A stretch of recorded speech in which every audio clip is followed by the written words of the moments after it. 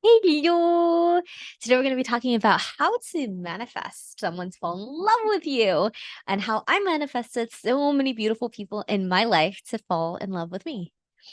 Manifestation is a super big topic and it can be so many different things to so many different people.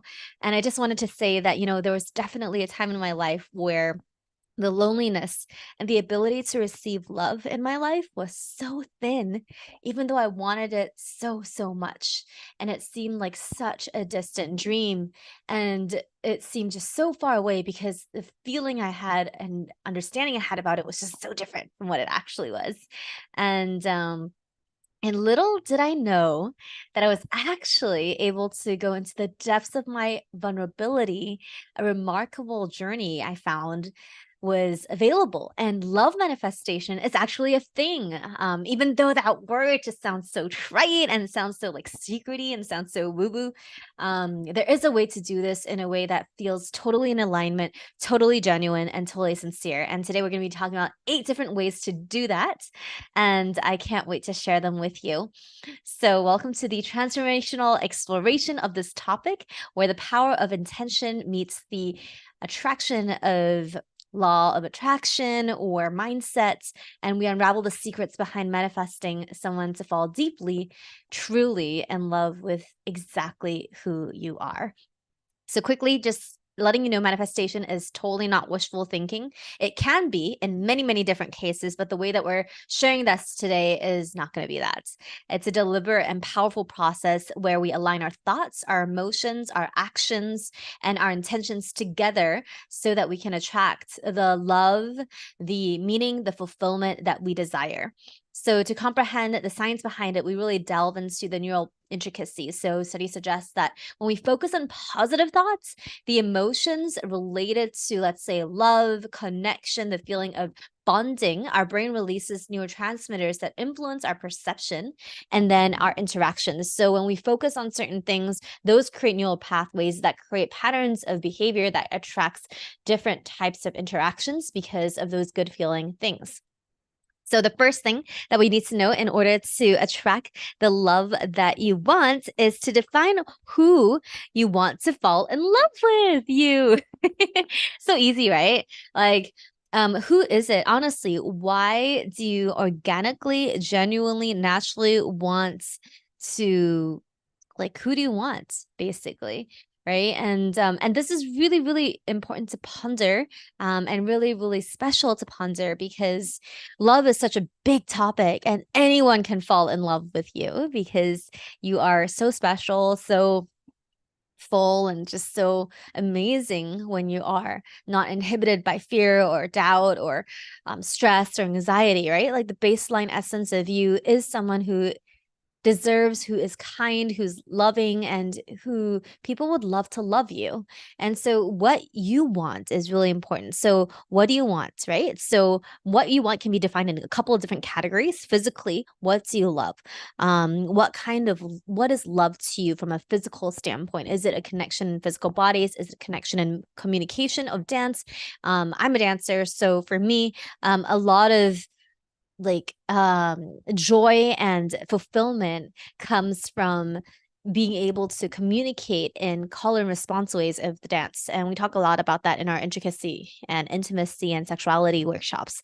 Emotional connection, another one, right? Like, what does love mean to you from a perspective of emotional connection? Is it about being able to be with you in your emotions, whether you're feeling sad, you're feeling happy, you're talking about work, you're talking about family? Is it someone who's able to be there with you with no judgment and holding space? For me, that is true. And so when I am able to experience that and create the space for that, that's when I create space for love, create space for presence, right? To me, like I enjoy, extremely enjoy eye contact. I enjoy a space of total non-judgment. I enjoy a space of beauty of being able to just hold that person and be held in a space of total acceptance, right? To me, that's emotional intimacy, emotional connection. And to me, like that is like how I would love to love and how I love to be loved. And so that's me. So what's yours? What's your emotional connection and emotion? What does love mean to you from an emotional standpoint? Or is it just feeling of butterflies? Like you can't be without that person.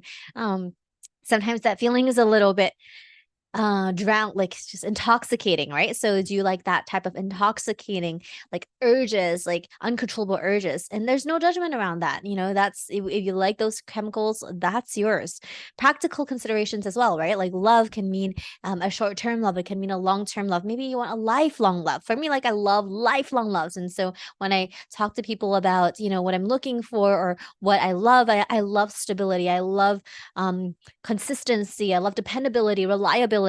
And I love it when they show up, when they say they will, right? And they show up for me. And so, what kind of length of time and like how does time play into love for you? Is it just this moment? I just want to experience everything in this present moment and I want to love. And that can be true for short term love and long term love as well.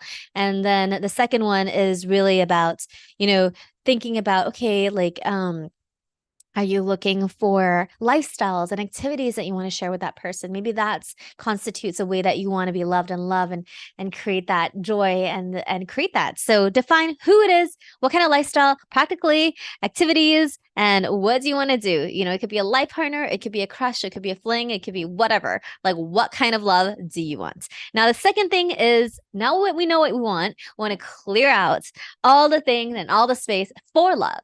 And clearing the space for love is really, really important because if you don't clear it, like all your past will come with you. And if you don't heal from them, then that comes with you too. Past patterns of behaviors, maybe you have avoidant behaviors, maybe you have disorganized behaviors, the attachment theory, right? There's so many different versions. You could be anxious attached. So basically like when things happen and when commitment comes and when love actually comes, do you run away? Do you stay there or do you freeze? Do you try to kind of like push it down and like put less attention on it? Do you get scared? What is it, right? And so you want to clear your space for love, and a great way is to do an audit of like what has happened previously for you in relation to love. And so for me, how I manifested someone to fall in love with me is by clearing my space. I'm always ready to clear my space so that I'm always ready 100% to be fully there for whether that is a new friend, a new connection, or a new like experience, right? Like I like to be in the present moment. And in order to be in the present moment, we can't have any baggages or any unhealed wounds. Even though if they are there, you can be compassionate about them too. So it doesn't mean that you can't have it, but to be proactive about clearing them always benefits you. So here are some of the things that you can clear. Okay. So write them down and see which one resonates with you. Heartbreaks, past heartbreaks. You can always do another work around clearing all that out of your system. Insecurities, right? Worries, doubts, bad experiences in the past around love that may hinder you from trusting again. Fear of abandonment, right? So like maybe growing up, maybe your first caregiver, parents, maybe they have abandoned you, or maybe you had a best friend that abandoned you, and that creates an insecurity around commitment or love. Or even being able to receive love because you feel like they might subconsciously leave you, right? And so knowing that allows you to also address that. And then the rejections, in the past, rejections after being loved and rejected. Maybe you've dated people that may not have been that kind to you, or maybe there's still heartbreak somewhere, and then the fear of loss or the fear of not being loved. In situations where maybe there is a fear that is created when we feel that we are unlovable, that could also be in the way of receiving love. And so any of these blocks, any of them at all, there's always a way to clear them. And we actually have a really comprehensive program called the Matrix Unplugging that really helps you unplug from all of these in a way that allows your heart to open again. I can put a link in the thing below, and also you can use many different technologies, tools to transcend them. And if you don't want to do that, that is okay too. So it's totally up to you. I just like to do it because I find it is more effective and it helps my overall life. So when I do it, then I'm way more available for the other person. And when I'm more available, then that creates more space for good feelings, love, connection, intimacy in all directions to appear. So it's it's easier to do that and not fall into the old patterns. So actually noticed in the people that I love that when I change, they're also not going to repeat similar argument patterns or similar conversation patterns that are negative, right? So that's a choice that you can make. All right, so the third one is find this love with yourself. Find this love with yourself. So when we're looking for love, and when we're manifesting love or someone to love us, what are you actually looking for? Right. Some people it's looking for companionship to be able to spend the days with. Maybe you're looking for someone to understand you and to really see who you are, really hear who you are, and really be there with your hearts and just really be with you. Maybe you're looking for someone to create a future with, a family, have a happy life with, right? And maybe it's something different. So, what is it that you want now that you know that we've defined in one and you've cleared it? And then how can you show up for yourself in that way? So, for example, for me, one of the love that I shared with you is to be able to fully accept who I am and to fully support the endeavors and the ambitions and the travels and the explorations that I have in my life, right? And that is encouragement and being like a very rock solid support system. And so, how can I then be that for myself? So, that's a way to show up for myself in the way that I would like a partner or a really, really good friend or a family member who loves me to show up for me. And that is something that I absolutely adore. And I want to do that for the other person too. However, the person you love might have a different love language. And then you got to ask what is theirs, right? And then show up for them in the way that they like. Maybe it's an act of service. Love Languages by Gary Chapman. You can check out that book. And maybe it is verbal affirmation. Maybe it's quality time. Maybe it's something different. So find out what it is and then show up in both ways for yourself, for the other person. And when you are able to show up for yourself in that way, it's also easier as an example and a template for the other person to show up for you or the other people, right? So the way that I also love myself is by giving my body plenty of movement by dancing. I also give myself a lot of self-love through energy work because I want to clear my field and I always want positive thoughts to be the dominant vibration in my system. And to do that, I do a lot of self practice and meditation and clearing, right? Energy clearing. And so I give myself a lot of this love so that I can already show up full of love. And when I show up full of love, the other person is much more easy. Like it's much easier for the other person to connect into my field and connect with me because I'm already open. Love creates openness and possibility, right? So, what is that for you? All right. So the next one is brush up on authenticity. So realizing that each person in front of you is lovable, right? And when you meet someone who is interesting, intriguing, or that you feel is a really good fit for you based on what you're looking for, and authenticity is really important. Even though you're manifesting this love and you're creating a lot of intention around bringing that person forth, to allow them to actually fall into you and to open up to you and to really see you and build that connection of, wow, like this person is amazing and I love this person. It's really about being authentic and really showing all parts of yourself, right? The parts building trust and vulnerability and being there in a way that you already are expressing your love for whatever it is that you're doing in your life, the excitement, the passion, the joy, the curiosity, the possibility. And so how can you create more availability for yourself to be authentic in the way that you're living your life? That's number four. Brush up on your own authenticity. The more authentic you are, the easier it is for people really far away to spot you and be like, I want to know that person.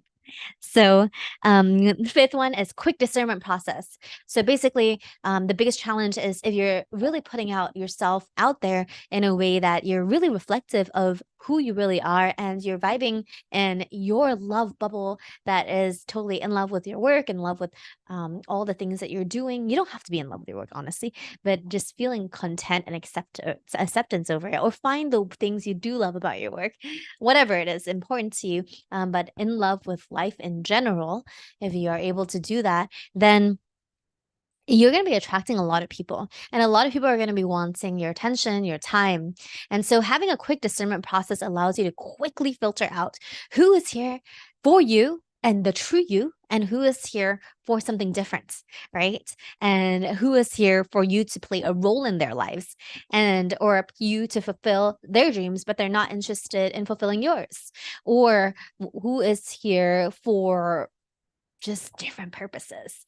So if you're looking for something authentic, and you're looking for something that is growth oriented, and you're looking for something that is really fitting to what you want, then you got to have a really quick discernment process so that you can like kind of ninja, like um just open and complete, be totally open and vulnerable, and then complete as soon as you can when you realize that, hey, you know what, actually it's not a good fit. Like, I love you, I appreciate who you are, and next, right? And so doing that process, you start learning more and more trust in what you're looking for, and you clear the space so you have energy left for the next person, or the next opportunity, or the person who really is meant for you, right? So it's all about your resonance, what you choose, and how you choose to use your time and attention. There is really no lack mentality here. It's abundant. The more you are yourself, the easier it is to find someone who's going to love you exactly the way you are, and that's energetically efficient, right? To me, at least. If you want something different, go for it. No judgment here. It's all about what you want. All right. So the next one is own your desires and love. Um, so owning your desires and communicating them and knowing exactly what you want allows you to express that. And it also allows you very early on in the attraction process to really experience the type of connection that you want. So once you define what it is, you can communicate that openly and see if there's a fit and there's a resonance towards it. And the lights just turned off. Where did it go? And basically, you own it. Own your desires. Own exactly what it is that you want, and let that be. Let that be you. Let that be beautiful, and let that be incredibly, incredibly meaningful. Knowing your desires is sometimes challenging. I had a lot of retreats that I was running, and I asked the participants to really tune into what their desires were and to express that to the other person. And a lot of times it was very difficult to actually tune into, what is our true desire from a deeper space. So that requires a lot of femininity, intuition. Even if you're a masculine person, like, it's actually a place within you that has and houses the desire. And when you're able to express that in a way that you're not judging yourself, and you're not asking for the person to fulfill them with expectation, and you're actually just expressing yourself and allowing everybody choice, then you can create a space of potentiality. And potentiality is allowing the possibility to extrapolate and expand between two people. And when that happens, there is more joy, more connection, and more connection leads to more intimacy. More intimacy leads to more possibility to build bonds that are deeper, which I equate as total appreciation and gratitude when you're on the right track, or on the track that you both are enjoying yourselves, which then equates to love. So that's sort of how I think about it. And try it on. See if it works for you too. And the seventh point is know your why. Why are you wanting to manifest someone in your life that you love? And so when I looked at this, and I just feel like my life is so short and there's so many people in the world, I just want to be able to have myself and my body and my life be surrounded by loving beings, people who have kindness in them, people who are selfless in the way that they care, right? Of course, with boundaries and authenticity. So I would never want someone to overgive. However, I want everything to be genuine and authentic, no matter whether that is a client or that is a friend. I always want something that is really sincere And I appreciate that and presence, you know? And so why is it that you're wanting more love in your life? You want someone to fall in love with you? Is it to have you feel a certain way? Is it for you to feel more complete? Is it because you are complete and you would like to share that with another? So the why is really important because once you know that, then it's easier for you to create that space and remember why you're committed to creating more love and for the opportunity for someone to totally embrace you and fall deeply and so luckily in love with you. And number 8, what is it? What is it? What is number 8? So once you know that, it's all about applying that and feeling it and really embodying it. A beautiful practice is embodying the energy of love every single day and embodying it in a way that you can detach from the outcome. You can trust that this is meant for you.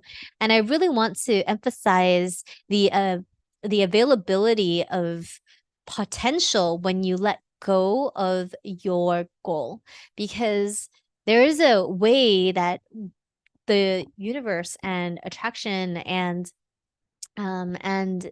this planet and the things can work non-linearly. It can work in a holistic way where you're able to put in that trust and sometimes it circles back. And so when you're putting yourself out there full of love all the time or whenever you can and whenever you remember, because we're not going to be super hard on ourselves, we're going to be chill and loving because we love ourselves, or we try to as much as possible, then at least like what you'll be doing is you're going to be setting a good precedence for yourself and you're putting out that energy and that can come back. So these are 8 points for you to fall in love or for you to manifest someone to fall in love with you. For me, it's worked in so many miraculous ways. I've had people come up to me, I think in 2019 was the first one where I like literally met someone online. We were working together. And then at one point she was just like, you know, like, I really love you, and whatever you do, I fully support it. So if you ever need anything at all, like, I'm on your team. And at that point in time, I wasn't even ready to receive that type of love. And so I didn't even believe her until like many months later that we were connecting. And she turns out to be my best friend today, you know, and it was like one of the craziest experiences because I realized like I wasn't even open for someone to fall in love with me so quickly. And it didn't have to look like a romantic love. It could be platonic, and but it's like that friendship, that bond that you want the best for the other person. And sometimes I receive things like, I love you so much, like for the special human that you are. And just like, and I just like now when I receive some comment like that, I just breathe it in and I look into their eyes and I really allow myself to receive the genuineness and the truth of it without being hooked or attached and needing that to be always there. So I hope that this inspires you to realize that love is just a breath away. We have so many ways to support you to clear out things, to manifest things, to create things. We have that matrix of plugging stuff. I'll put in all the links below for like all the different goodies. And just look at it through the lens of how can you create more love in your life. So I hope this really helped you. I love you. And this is Hani. I love you. I love you. Receive that. Yeah, I love that you're on this journey. I think it's pretty cool. So thanks. Thanks for coming. And I'll talk to you soon. All right.